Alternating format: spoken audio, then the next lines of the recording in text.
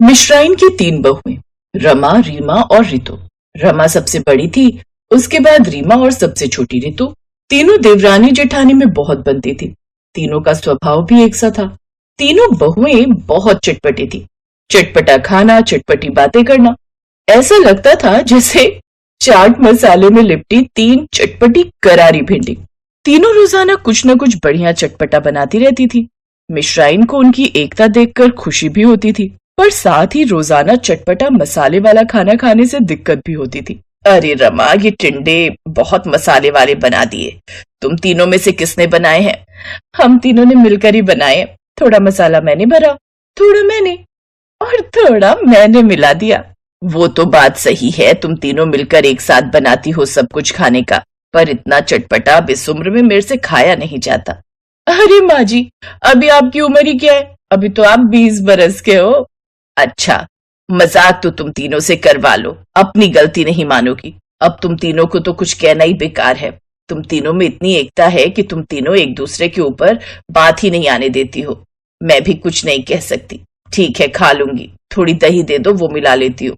मैं अभी आपके लिए खीरे का रायता डालकर लाती हूँ। मैं भी आती हूँ भाभी, आप दही निकालो, मैं खीरा घिस देती हूँ और मैं उसमें रायते वाला चटपटा मसाला मिला दूंगी। लो, कर लो बात। इनसे दही मांगी थी, पूरा का पूरा चटपटा रायता बना कर ले आएंगी। अरे मिश्राइन, तुम्हें तो खुश होना चाहिए। तुम्हारी तीनों बहुओं में आज के जमाने में भी इतना प्यार दिखाई देता है, वरना आजकल की बहुएं तो जो है आपस में ही लड़ती रहती हैं भाई। तुम ठीक कह रहे हो। जैसे मेरे तीनों बेटे आपस में मिलजुल कर रहते हैं, वैसे मेरी तीनों बहुएं भी मिलजुल कर रहने वाली हैं। थोड़ी चटपटी हैं तो क्या हुआ, मन तो तीनों का मिश्री की डली है। घर में सबको पता था कि रमा, रीमा और रितु तीनों बहुत ही मेलजोल रखने वाली हैं। इस वजह से सब घर में उनके चटपटे और मिलनसार स्वभाव की बहुत प्रशंसा भी करते थे। एक दिन रमा, रीमा और रितु तीनों मिलकर रसोई में कुछ खास बना रही थीं। रीमा, गोलगप्पे मैं बना लूंगी और पानी तुम और रितु मिलकर बना लो। ठीक है भाभी।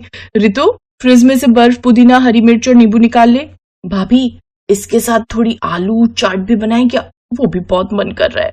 हाँ हाँ, बना लो। आज तो सचमुच चटपटा खाने का बहुत मन कर रहा है। जल्दी जल्दी गोलगप्पे और आलू चाट तैयार कर लेते, तब तक बाबूजी और तीनों भाई भी आ जाएंगे। सब साथ मिलकर गोलगप्पे और आलू चाट खाएंगे। ससुर और तीनों भाई तो बाद में आते, पहले कोई और आ गया जिसके आने की कल्पना भी नहीं हुई थी। अरे कमलेश, तू मेरी प्यारी पक्की सहेली कमलेश इतने दिनों बाद मेरे घर आई है। मुझे तो अपनी आंखों पर यकीन ही नहीं हो रहा। अपनी आंखों पर यकीन कर ले शीला। अब दिल्ली शहर आकर मैं और कहाँ रुकती, तेरे घर ही आ गई। तेरे अलावा दिल्ली में मुझे जानता ही कौन है। वैसे अब मैं कुछ दिन रुक कर जाऊंगी। तुझे कोई तकलीफ तो नहीं है ना? नहीं नहीं, तकलीफ कैसी होनी है। जितने दिन चाहे उतने दिन रुक जाना, तेरा अपना ही घर है। तू मेरी बचपन की सहेली है, ये घर भी तेरा अपना ही है।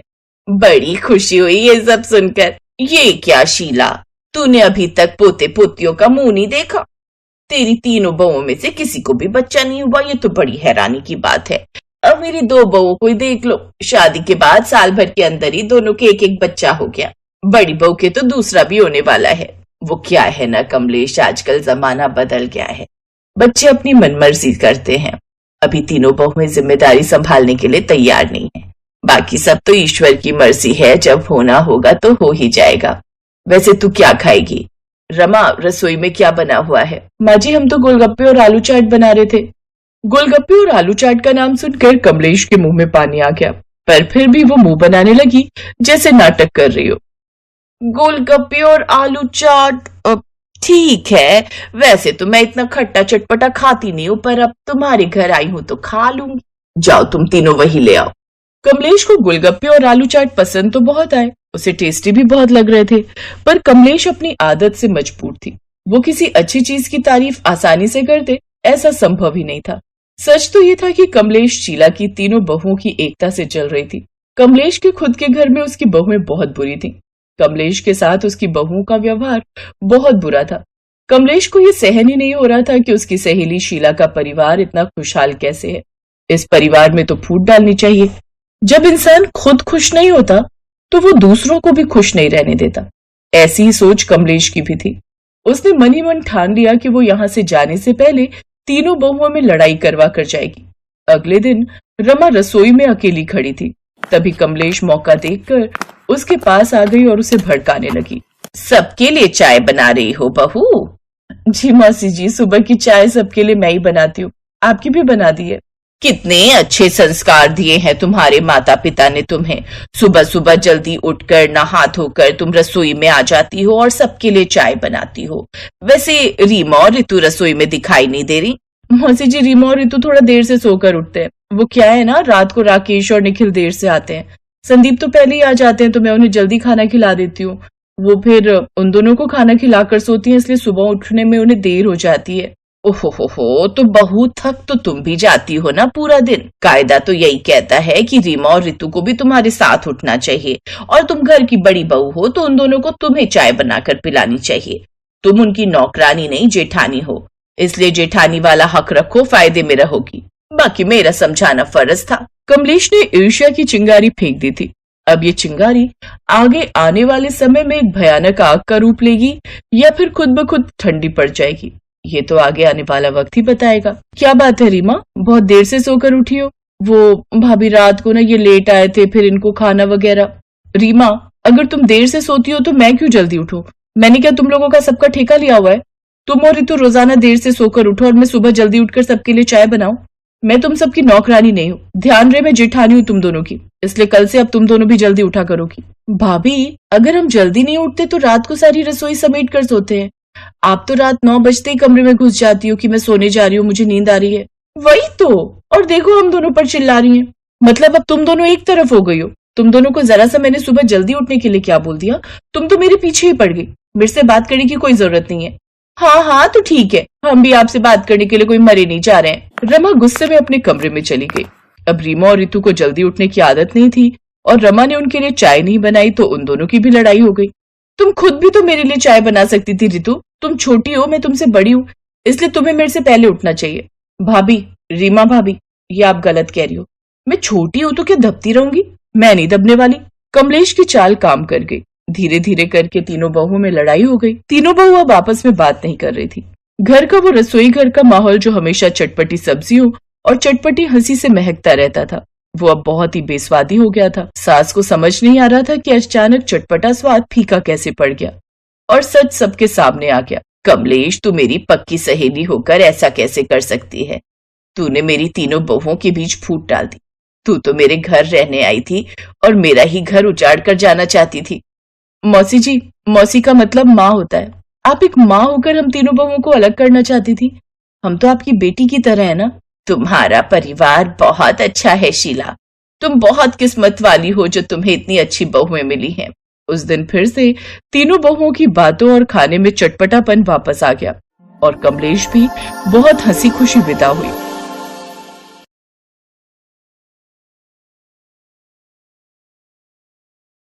सपना, प्रीति और भूमि की शादी शहर में बसे 3 भाइयों आलोक, पराग और रौनक से हो जाती है।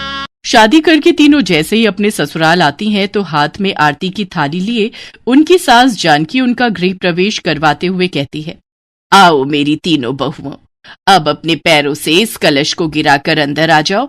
जी सासू माँ। बड़ा सा ससुराल देखकर तीनों देसी बहुएं टशन में बोलती हैं, हाय दैया, ये तो एकदम फिल्म स्टार शाहरुख खान के घर जैसा घर है प्रीति। हाँ सपना, अगर ऐसा घर अपने गांव में होवे ना तो गर्दा गर्दा मच जाई। हमको तो अपनी आंखन पर विश्वास ही नहीं हो रहा है कि हमारी शादी इतना बड़ घर में हुई है। उनकी बातें सुनकर उनकी ननद श्रुति कहती है, ओ गॉड, अभी इन्हें आए 1 पल भी नहीं हुआ और इन्होंने अपनी गवारपंथी दिखानी शुरू कर दी।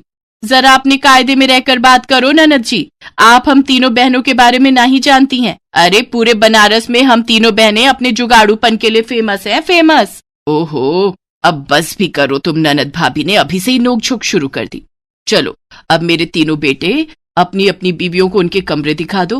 अगले दिन सुबह तड़के 5 बजते ही तीनों बहुओं की आंख खुल जाती है और वो किचन में साफ सफाई पर लग जाती हैं। तभी उनकी ननद श्रुति किचन में जाती है तो वो देखती है कि उसकी तीनों भाभियां मिट्टी से बर्तन घिस रही होती हैं। अरे मेरी मंद बुद्धि भाभियों, ये सब क्या गंद मचा रखा है? और तुम तीनों को नींद नहीं आ रही है क्या जो आधी रात को ये खटर पटर लगा रखी है?